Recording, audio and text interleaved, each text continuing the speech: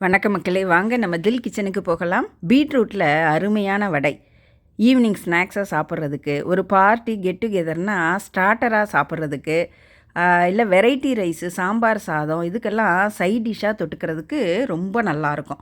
வெளிப்பக்கம் மொறு மொறுன்னு உள்பக்கம் சாஃப்டாக ரொம்ப டேஸ்டியாக இருக்கும். இந்த பீட்ரூட்டு வடை எப்படி செய்கிறதுன்னு பார்க்கலாம். இதுக்கு நம்ம கடலைப்பருப்பு 200 கிராம் எடுத்துருக்குறோம். இதை நல்லா வாஷ் பண்ணிவிட்டு இதை 2 மணி நேரம் ஊற வச்சுக்கலாம். இப்போ இந்த பருப்பு 200 கிராம் எடுத்து அது வாஷ் பண்ணி 2 மணி நேரம் ஊறிடுச்சு. நம்ம இப்படி எடுத்து கிள்ளி பார்த்தோன்னா அந்த பருப்பு கிள்ள வரணும். இப்போ நல்லா ஊறிடுச்சு. நம்ம அந்த தண்ணியெல்லாம் வடிகட்டிடலாம். இப்போ வடிகட்டி எடுத்தாச்சு. இந்த தண்ணி வடிகட்டின பருப்பை ஒரு மிக்ஸி ஜாரில் சேர்த்துக்கலாம். காரத்துக்கு 2 பச்சை மிளகாய், கொஞ்சம் இஞ்சி, ஒரு சிகப்பு மிளகாய் கிள்ளி போட்டுக்கலாம். இதோட வாசனைக்கு 2 டீஸ்பூன் சோம்பு, பெருஞ்சீரகம்னு சொல்லுவோம்ல, அது சேர்த்துக்கலாம். இந்த பருப்புக்கு தேவையான உப்பு, 1/2 டீஸ்பூன் மஞ்சள் தூள் சேர்த்து இதை தண்ணி சேர்க்காமல் கொஞ்சம் கொரப்பாக அரைச்சிட்டு வந்துடலாம். இதோ நெருன்னு அரைச்சிட்டு வந்திருக்கிறோம். தண்ணி கொஞ்சம் கூட சேர்க்கலை.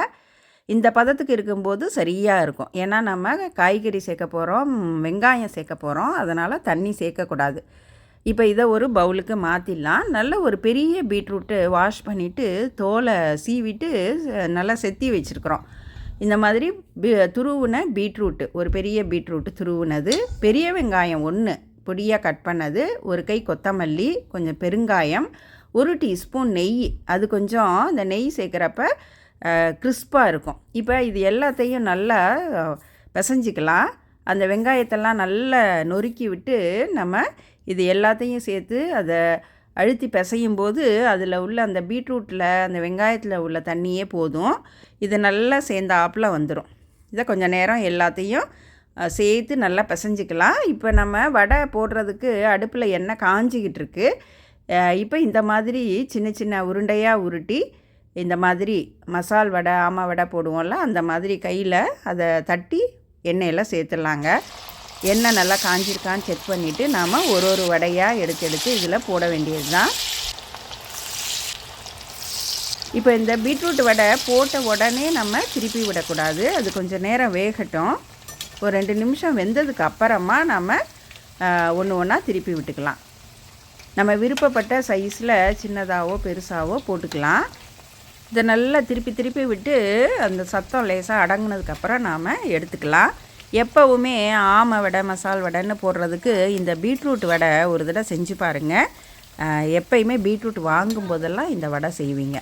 ரொம்ப நல்லாயிருக்கும் இந்த பீட்ரூட் வடை. இப்போ 2 பக்கமும் நல்லா திருப்பி விட்டு அது செவந்துருச்சு. இப்போ நாம் பீட்ரூட்டு வடையை வெளியில் எடுத்துடலாம்.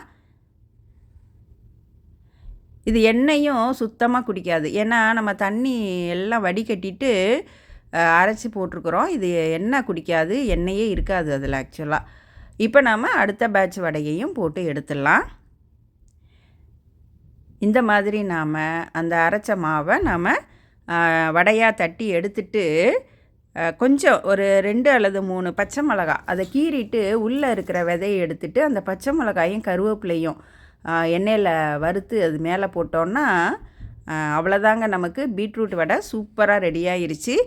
இந்த பீட்ரூட் வடை ஈவினிங் டீ காஃபியோடு சாப்பிட்றதுக்கு, வெரைட்டி ரைஸு அல்லது சாம்பார் சாதம் இதுக்கெல்லாம் தொட்டுக்கிட்டு சாப்பிட ரொம்ப அருமையாக இருக்கும். குழந்தைங்களும் விரும்பி சாப்பிடுவாங்க. நீங்கள் செஞ்சு பார்த்துட்டு உங்கள் கமெண்ட்ஸை கீழே கமெண்ட் செக்ஷனில் கொடுங்க. நீங்கள் இது வரைக்கும் சப்ஸ்கிரைப் பண்ணலைன்னா சப்ஸ்கிரைப் பண்ணிவிட்டு அந்த நோட்டிஃபிகேஷன் பட்டனையும் ப்ரெஸ் பண்ணிடுங்க.